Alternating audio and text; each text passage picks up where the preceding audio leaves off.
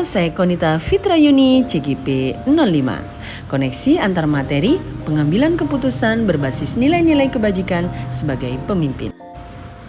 Sebagai pendidik, terkadang dihadapkan pada dilema antara mengajarkan teori atau nilai-nilai kebajikan sebagai dasar pembentukan karakter. Mengajarkan anak menghitung itu baik, namun mengajarkan mereka apa yang berharga atau utama adalah yang terbaik. Nilai atau prinsip pengambilan keputusan adalah yang pertama berpihak pada murid, yang kedua nilai kebajikan universal, dan yang ketiga bertanggung jawab.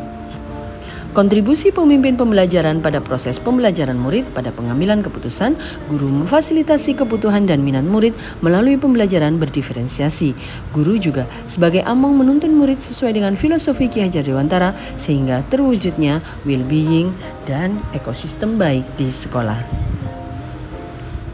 Pratap Triloka Ki Hajar Dewantara ing ngarsa Sung Tulodo ing Madya Mangunkarso dan Tutwuri Handayani, karena sejatinya seorang guru menuntun kodrat anak baik kodrat alam maupun kodrat zamannya agar anak tidak kehilangan arah dan membahayakan dirinya. Makna kata menuntun dapat dipahami sebagai pemimpin pelajaran yang berpusat pada murid. Pengambilan keputusan yang dilakukan guru dalam proses pembelajaran di kelas yang berpihak dan memerdekakan murid akan menjadi contoh dan tauladan bagi murid-murid untuk mulai berani mengambil keputusan yang sesuai dengan pilihannya sendiri tanpa paksaan dan campur tangan orang lain. Nilai-nilai kebajikan yang dimiliki seorang guru merupakan hal kunci yang perlu diajarkan kepada murid. Sebagai CGP tentunya ada beberapa nilai yang harus dipegang seperti nilai mandiri, reflektif, kolaboratif, inovatif, dan berpihak pada murid. Ketika kita menghadapi situasi dilema etika, akan ada nilai-nilai kebajikan mendasari yang bertentangan seperti cinta dan kasih sayang, kebenaran, keadilan, kebebasan, persatuan, toleransi, tanggung jawab, dan penghargaan akan hidup. Untuk dapat mengambil keputusan diperlukan nilai-nilai atau prinsip dan pendekatan sehingga keputusan tersebut merupakan keputusan yang paling tepat dengan risiko yang paling minim bagi semua pihak, terutama bagi kepentingan atau keberpihakan pada anak didik kita. Pertanyaan-pertanyaan reflektif yang diberikan seorang coach dapat membuat murid melakukan metakognisi untuk mengambil keputusan dengan memilih sendiri alternatif atau solusi dari permasalahan yang dihadapinya tanpa paksaan dan campur tangan orang lain. Proses coaching dilakukan sebagai pendampingan bagi coach dalam menemukan solusi dan menggali potensi yang ada dalam diri, yang kemudian dituangkan dalam sebuah tindakan sebagai bentuk tanggung jawab atau tirta. Pendekatan coaching model tirta selaras jika disandingkan dengan 9 langkah pengambilan dan pengujian keputusan yang bertanggung jawab dan berpihak pada murid. Diperlukan kompetensi kesadaran diri, pengelolaan diri, kesadaran sosial, dan keterampilan berhubungan sosial untuk mengambil keputusan. Pengambilan keputusan yang bertanggung jawab adalah kemampuan seseorang untuk membuat pilihan yang konstruktif terkait dengan perilaku pribadi serta interaksi sosial mereka berdasarkan standar etika, pertimbangan keamanan dan keselamatan, serta norma sosial atau CASEL. Proses pengambilan keputusan harus dilakukan secara sadar penuh atau mindful, sadar dengan berbagai pilihan dan konsekuensi yang ada.